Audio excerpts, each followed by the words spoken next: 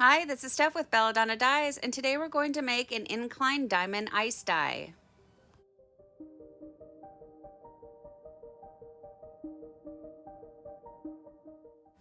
Always start by smoothing out as many wrinkles as you can. You want a nice smooth surface to work with. And for this project, I'm going to center the shirt using the sleeve inside the other sleeve technique. So I'm using a washable marker to mark out the center points. And then I'm going to tuck the left sleeve into the right sleeve. And I don't know if it's because I'm left-handed or what, but this is just how I do it. That way, the front of the shirt will be on top when the process is all said and done. So I start by lining up the seams along the underarm of the sleeve, and I make sure that the sleeves match up. And then I line up the seams along the shoulder. And if there are any side seams, I try to line those up too. Then I find those marks that I made and I give them a little pinch. And right now I'm working on isolating out the back of the shirt. That's going down flat against the table. And then I fold the top of the shirt over top of the back of the shirt. Now this has brought the two sides together, so the front of the shirt and the back of the shirt are together, and what this does is it creates symmetry in your pattern. So when you open it up, it's a mirror image. So the saturation on the front of the shirt will be the same, the saturation on the back of the shirt will be the same. When you fold it over, you can end up with some wrinkles down along the side. You want to try to avoid that. So you can use things like your yardstick, some type of a straight edge to help you out. I just open it back up, work on really trying to smooth those out, and then I'll put my hand all the way up under there and sort of push and manipulate the wrinkles out. Now I'm super particular. You could probably get away with not being so particular. But, if you're new to tie-dyeing, you want to start by making good habits for yourself because you can just improve on them and become better and better at tie-dyeing. If you just stay sloppy, you're always going to have sloppy-looking tie-dye.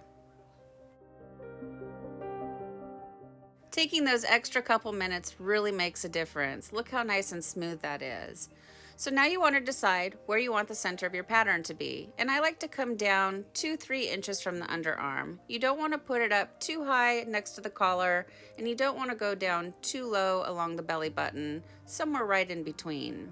Now for the diamond pattern, I like to start at the center point of the shirt and work my way out from there. That way everything lines up really nicely in the very center.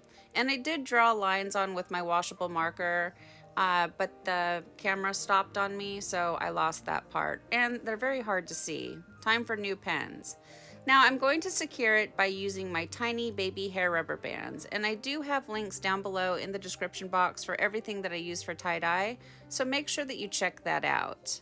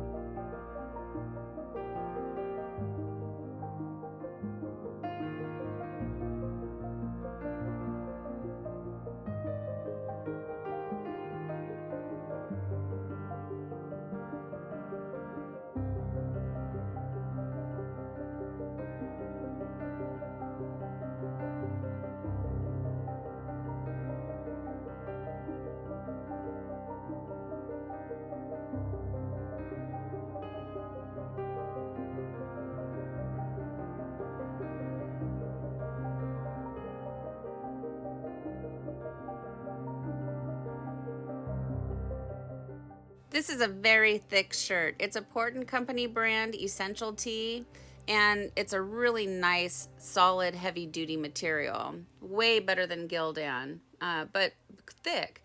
And then the fold itself is rather thick. It's 4 layers. So in the beginning, it's super easy, but as you get down around the collar area and along the shoulder, and there's all the seams and everything like that, it can get a little bit tricky. Just keep working with it.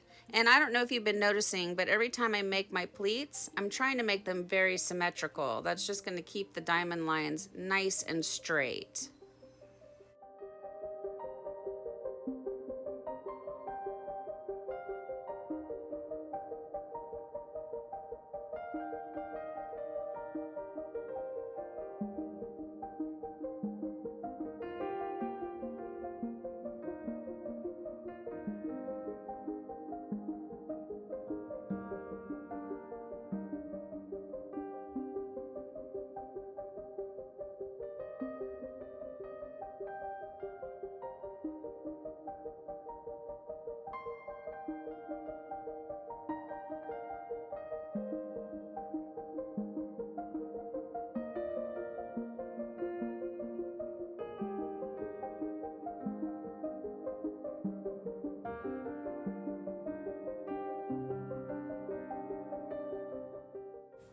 Now it's time for the fun part. We get to add the dye, and I have not had a chance to swatch out the special order dyes yet. I'm not even sure if I'm going to make swatches because I'm not really doing liquid dyeing anymore, but I'll see. I'll decide. Um, the Bougainvillea, I'm not sure if I've used it yet before this. If I have, I don't remember. So what I did is I took a paper towel, put a little bit of ice on it, like 3 little piles of ice. And then I put the teeniest tiny sprinkle on top of each little stack of ice and let it melt for a couple of minutes. And you can see how quickly you have a swatch, so you have an idea of what the color is. So I think the Bougainvillea is going to be beautiful. Now I have the shirt on a slight incline. So if you can see here, I've got my rack propped up on the outer edge, and then down in the bottom I have an empty dye jar. No, that's a yogurt container. I have a yogurt container propping up the bottom because I just want a very slight incline on this one. And the red things that are around the project, those are silicone cake molds, and I got them from Amazon, and you will find the link down below in the description box. And then I've just used clothespins to hold the cake molds in place. That way when I put my ice on, it's not going to press the cake molds out, knocking the ice all over the place.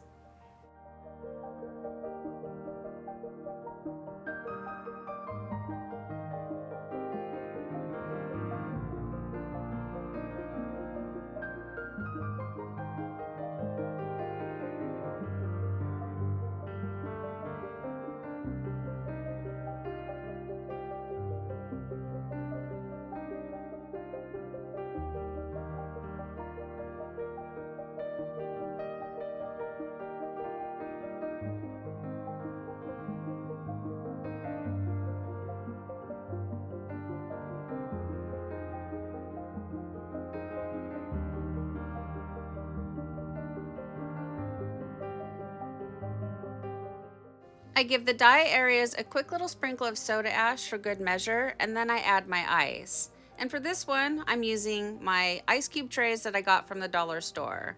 They don't last forever. They will crack if you're rough with them, but what I have found is if you set them on the counter for a minute or so and the ice can start to melt and you don't have to crack them quite as hard, they last a lot longer.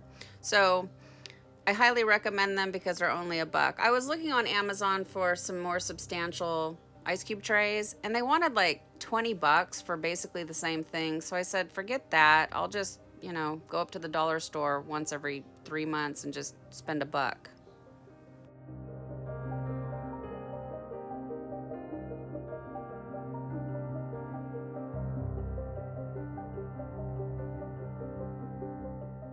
So now that I have the big cubes on top of the dye holding it in place, I'm going to backfill with my nugget ice just to get the dye moving.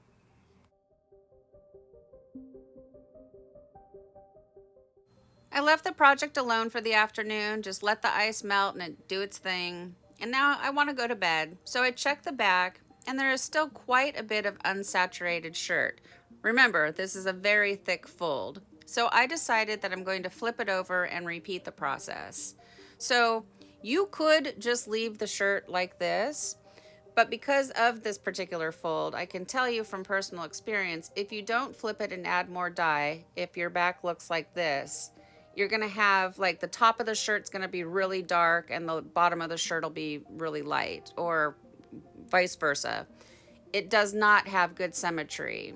So if you're making this particular project and when you check the back and it looks like this, I definitely recommend that you flip it over and repeat the process.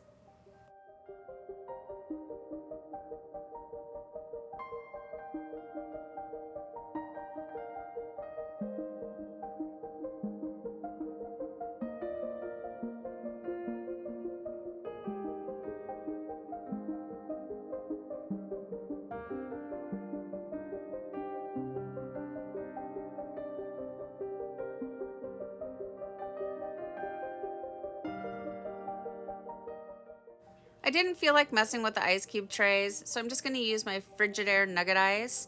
And I'll tell you guys, this new machine is awesome. They have made major improvements. So I highly recommend that you guys use the link, check it out, and then tell your partner that this is what you want for Christmas this year.